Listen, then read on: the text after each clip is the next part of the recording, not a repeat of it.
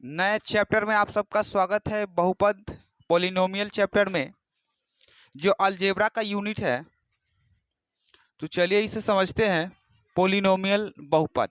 तो सबसे पहला सवाल है, बहुपद है क्या?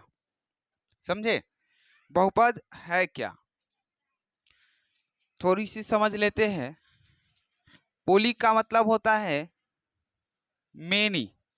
मेनी मतलब बहुत सारा। मेनी का मतलब होता है बहुत सारा, समझे। और नोमियल, यहां से आप समझ सकते हो, यहां पे हो जाएगा पद यानी कि टर्म, समझे।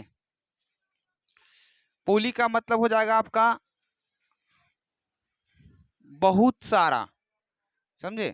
और नोमियल का मतलब मान लीजिए पद यानी कि टर्म। तो कह सकते हैं जिसमें बहुत सारा पद हो बहुपद कहलाएंगे, जिसमें बहुत सारा पद हो बहुपद कहलाएंगे। अब बताते हैं बहुपद क्या क्या मिलके बनता है। तो आपका हो जाएगा चर, अचर। चर को बोलते हैं वेरिएबल,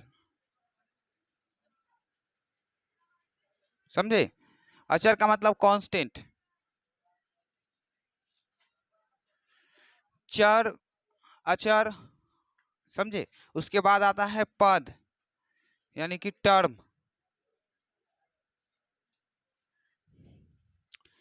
घात यानी कि डिग्री। इतना चीज हमें पढ़ना है, और सारा चीज आएगा। शून्यक, शून्यक या मूल भी आप कह सकते हो, ठीक है। नहीं, चाहे शून्य के रहने दीजिए, कोई दिक्कत नहीं है। शून्यक मतलब जीरोज,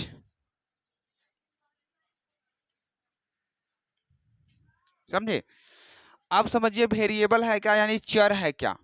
चर का मतलब हो जाता है जितना भी अल्फाबेटिकल वर्ड है सबके सब अल्फाबेटिकल लेटर है, वर्ड नहीं है, चर है। जैसे कि मान लीजिए एक्स वाई जेड, ये सब क्या है, चर है।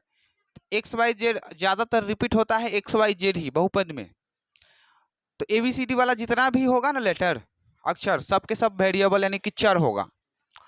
और कांस्टेंट यानी कि अचर का समझिए, अचर आपका काउंटिंग वाला संख्या, एक से स्टार्ट होगा अनंत तक जाएगा। कांस्टेंट का मतलब होता है अचर, गिनती वाले संख्या को बोलेंगे हम लोग अचर, कांस्टेंट, ठीक है। चलिए अब आते हैं पद यानी कि टर्म। किसी भी चीज का टर्म होता है ना, जैसे कि मान लीजिए 2x² + 3x + 2। अब बताइए इसमें कितने पद है? 3 पद है इसमें। देखिए आपको बताते हैं। पहला तो यह एक पद हो गया, यह दूसरा पद हो गया, यह तीसरा पद हो गया। तो इस तरह से पद को गिनते हैं, समझे। इसमें कितना टर्म है, पद का मतलब टर्म। देखिए यहाँ से फर्स्ट सेकंड थर्ड, एक ये हो गया, दूसरा तीसरा, 3 को पद हुआ कि नहीं हुआ। तो पद को इसी तरह से गिनेंगे। जैसे मान लीजिए 4x² 4x³ + 2x² + 2x + 1, इसमें कितना पद है? यहाँ पे ध्यान दीजिए, लिखना नहीं है अभी। लगता है कि पहले लिख लेंगे तो सबसे पहले तेज हो जाएंगे, अरे लिखिए नहीं, समझिए। कितना पद है इसमें? 1 2 3 4। तो यह हो गया हमारा 4 पदी, ठीक है। चलिए अब पद का मतलब तो समझ गया, टर्म। अब समझिए घात यानी कि डिग्री। घात का मतलब होता है डिग्री यानी कि पावर। तो बहुपद में हम लोग पहचान कैसे करते हैं कि कितना घातीय बहुपद है? कभी कभी आपसे क्वेश्चन पूछा जाएगा, जिसका पावर सबसे ज्यादा रहेगा वही उतना ही घातीय बहुपद कहलाएगा। तो देखिए इस पूरे बहुपद में ये क्या है, पूरा के पूरा क्या बहुपद न है? बहुपद जिसमें बहुत सारा पद हो। तो इसमें कितना पद है? 1 2 3 पद है तो बहुपद होगा ना। एक से अधिक पद हो गया बहुपद हो गया, एक भी पद वाला बहुपद कहलाएगा। तो ये बहुपद है। तो बताइए इसका घात क्या है? 2 है। तो घात का मतलब समझिए, ठीक है। फिर इसमें समझिए यह कितना घातीय है? तीन घातीय, त्रिघातीय।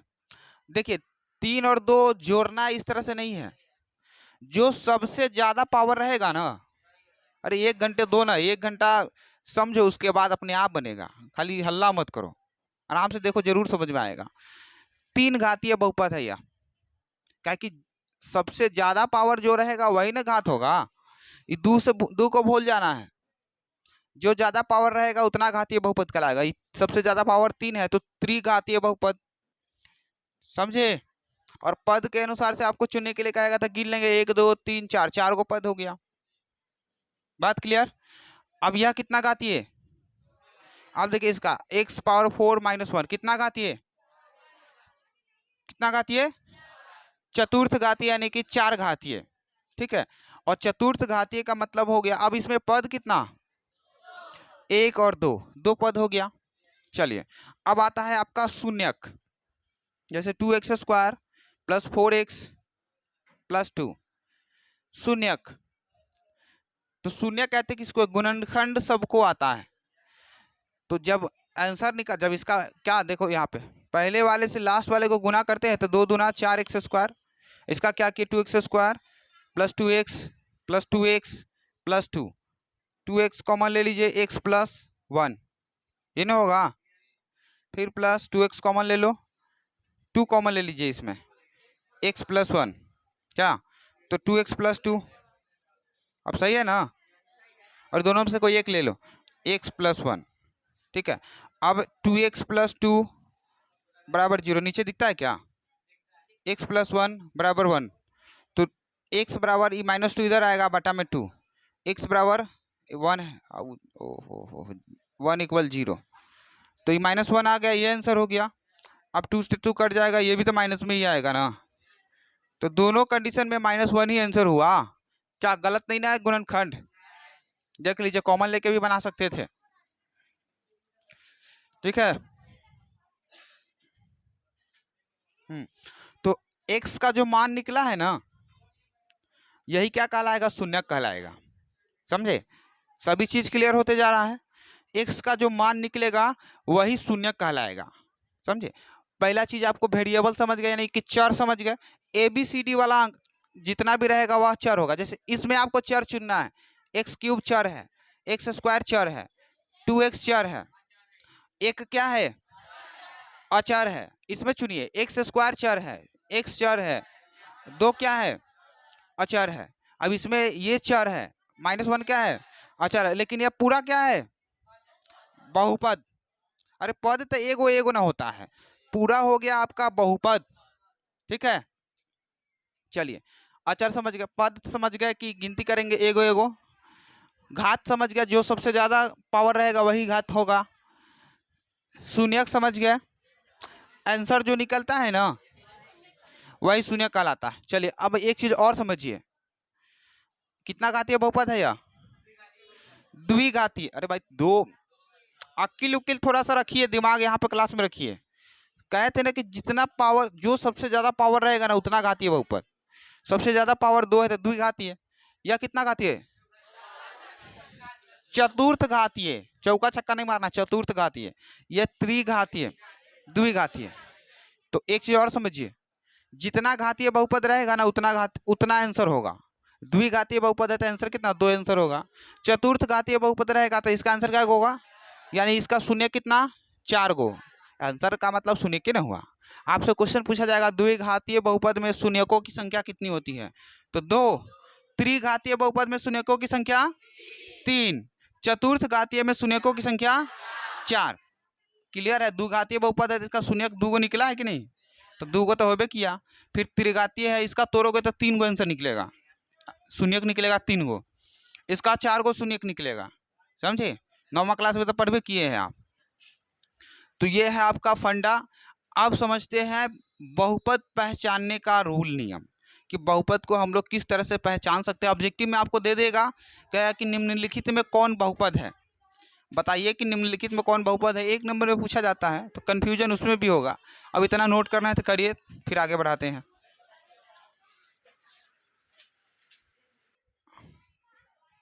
देखिए अभी जो आपका ऑब्जेक्टिव चल रहा है, हेडलाइनिंग में बहुत सारा ऑब्जेक्टिव आएगा, क्या है कि 50% ऑब्जेक्टिव है और 50% सब्जेक्टिव है, तो दोनों पे ध्यान देना होगा।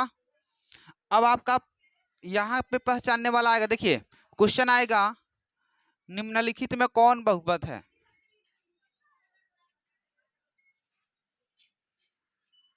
कौन बहुपद है, ठीक है।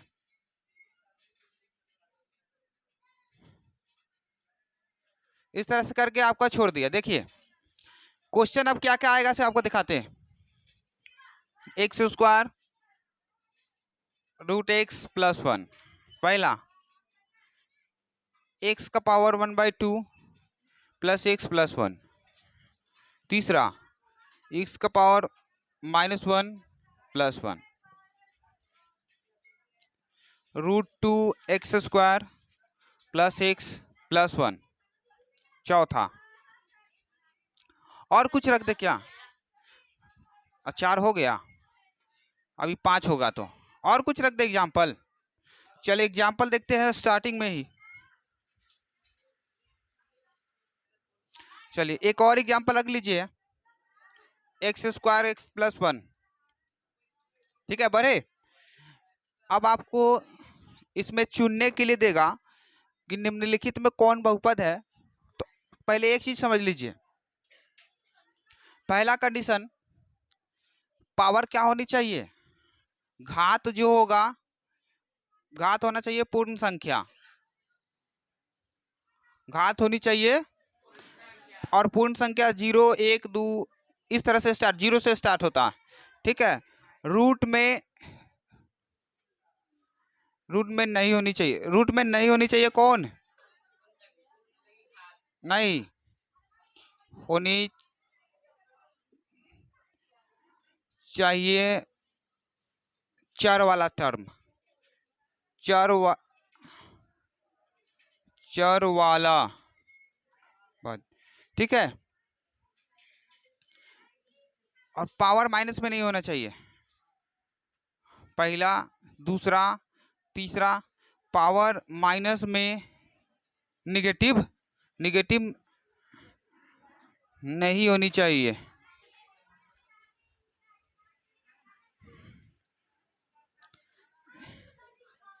चर का।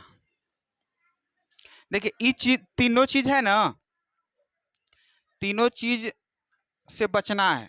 बहुपद अगर कौन नहीं है आपको चुनना होगा। देखिए पहले तो घात क्या होना चाहिए, पूर्ण संख्या होगा तब हुआ होगा बहुपद, 0 1 2 3 यह होना चाहिए। दूसरा चीज रूट के अंदर में नहीं होना चाहिए चर वाला टर्म।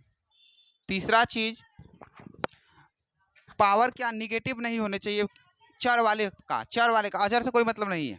देखिए तो ये बहुपद है कि नहीं आपको देखिए यह बहुपद है कि नहीं, नहीं है क्योंकि चर वाला रूट के अंदर है, नहीं है। ये भी बहुपद क्योंकि पावर जो है बटा में है, क्या पावर निगेटिव नहीं होने चाहिए तथा वही बटा के रूप में।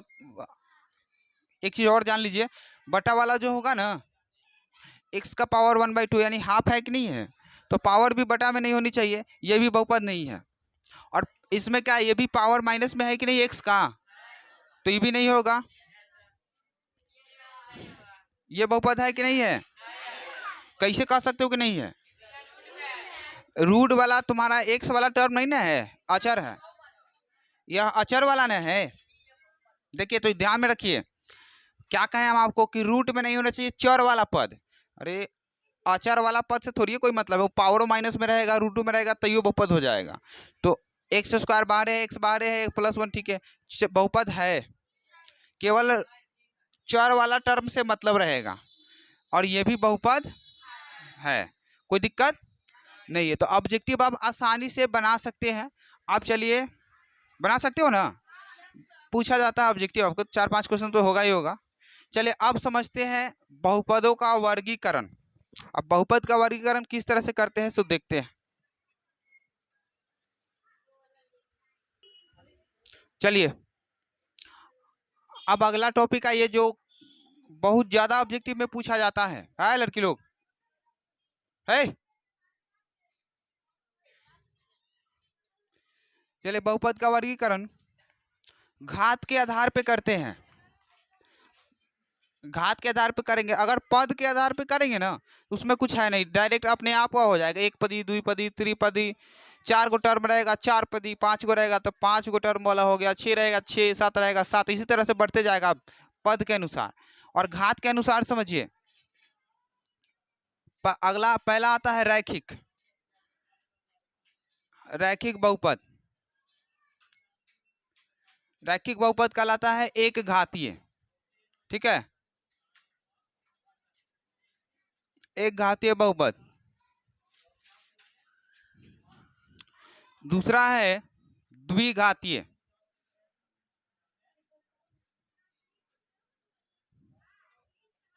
द्विघातीय को द्विघातीय ही बोलते हैं। त्रिघातीय,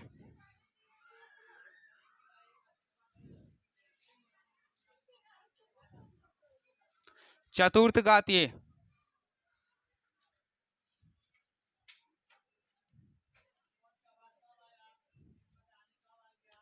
इंक डालना होगा नहीं रे,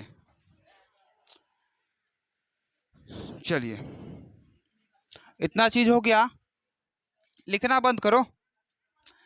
अब रैखिक बहुपद,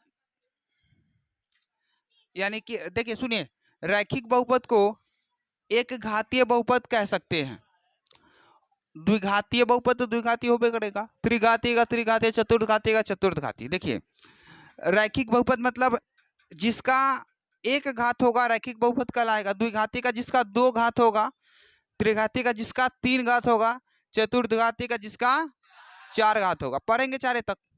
चलिए, तो रैखिक बहुपद का आपसे पूछा जाएगा सामान्य रूप बताइए।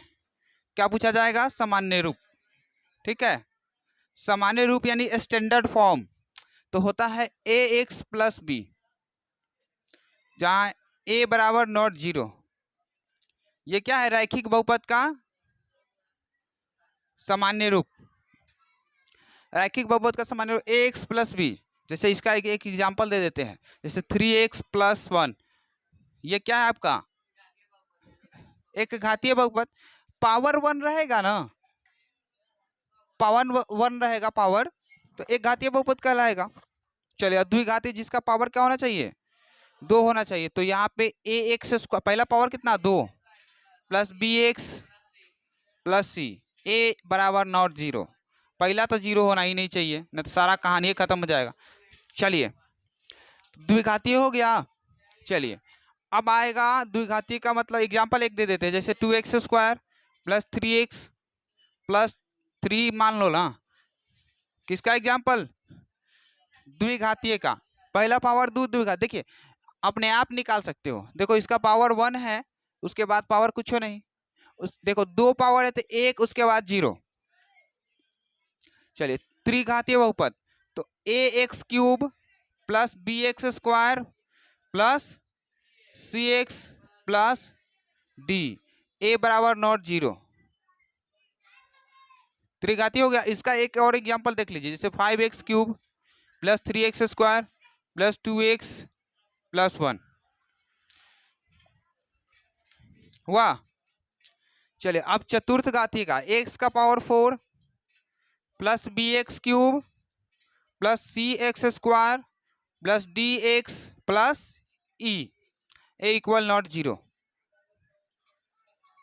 देखिए पावर घटते ना गया है, 4 के बाद हुआ है 3, हुआ 3 के बाद 2 हुआ, उसके बाद 1 हुआ, उसके बाद कुछ पावर नहीं है, 0 पावर है। 0 पावर इसलिए कर रहे थे, देखो यहाँ पे e आ गया ना, तो गुने x का पावर 0, 1 पावर है उसके बाद 0 ही ना आएगा। तो अब x का पावर 0 का मतलब समझिए, किसी भी चीज का पावर 0 तो 1 आंसर होता है। तो हाँ आए, अरे नहीं भैया, किसी भी चीज का पावर 0 होगा ना, उसका मान 1 होता है। तो 1 हुआ तो अरे एक, इसका वैल्यू 1 हो जाएगा, तो 1 में इसे गुना होगा तो एक ये ना हो जाएगा, ये रह जाएगा, इसीलिए पावर 0 कहते हैं। सब में वही चीज है। चलिए, तो चतुर्थ घातीय। अब कहेगा आपका पद के अनुसार बताइए, तो पद के अनुसार समझिए। अब बताइए, एक घातीय बहुपद में कै गो पद? 2 पद। द्विघातीय में, चतुर्थ घातीय में, नहीं त्रिघातीय में, चतुर्थ घातीय में, मतलब जितना घातीय रहेगा ना उसका पद उससे एगो बढ़ जाएगा। रैखिक बहुपद है तो 2 गो पद हो गया, द्विघातीय बहुपद है तो 3 गो हो गया, त्रिघातीय है तो 4 गो, चतुर्थघातीय है तो 5 गो हो गया। ठीक है, या जरूरी नहीं है कि हमेशा इतना ही रहेगा, साइलेंट भी किया रहता है। जैसे कि मान लीजिए x का पावर 4 -1, अब बताइए इसको कितना घातीय बहुपद कहेंगे? चतुर्थ घातीय। लेकिन चतुर्थ घातीय में 5 गो पद ना मिल रहा है, इसमें कहाँ 5 गो पद है? नहीं है। तो कभी कभी साइलेंट भी किया रहेगा, जरूरी नहीं है कि चतुर्थ घातीय तो 5 गो पद आ ही जाए। समझे? गिन लेना है कितना पद है इसमें। तो ये है आपका वर्गीकरण। अब आपको सिखाते हैं बहुपद का मान किस तरह से निकलता है, नोट कर लीजिए। अब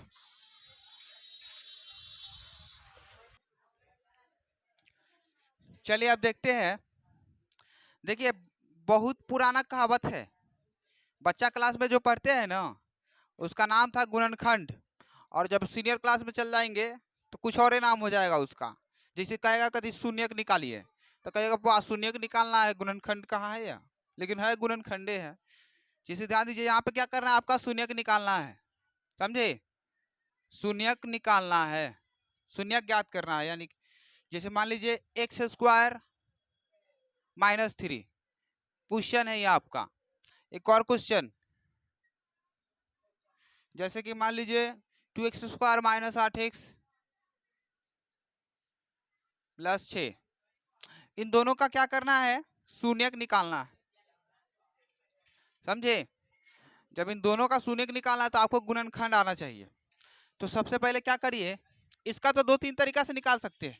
आप याद करिए a + b × a - b, तो a² - b² होता है ना। तो इसका क्या लिख सकते हो? देखिए तो x का होल स्क्वायर -√3 का होल स्क्वायर आप लिख सकते हैं इस फॉर्म में लाने के लिए। क्या कि x का होल स्क्वायर हो जाएगा, √3 का स्क्वायर 3 आएगा।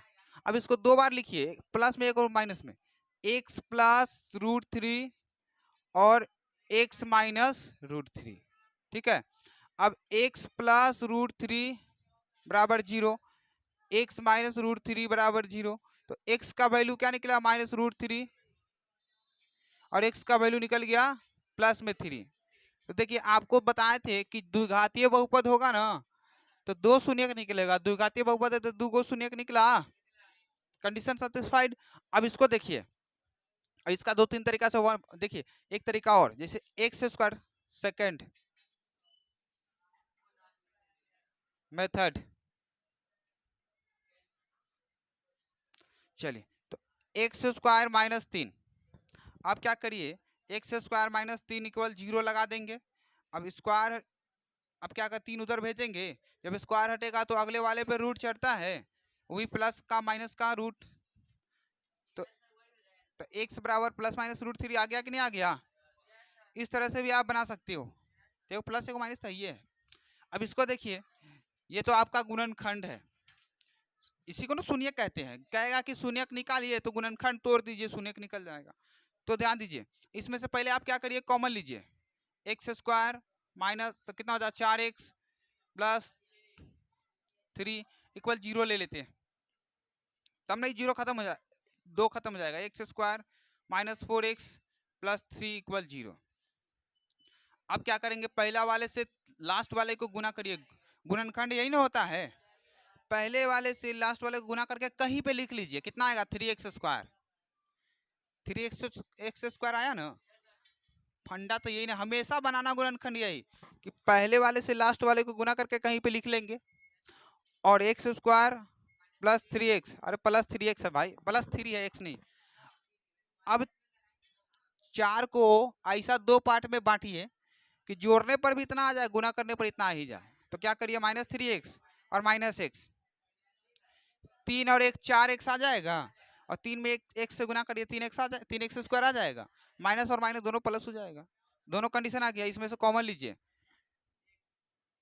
हाँ, x कॉमन लीजिए तो x - 3, फिर -1 कॉमन लीजिए तो x - 3।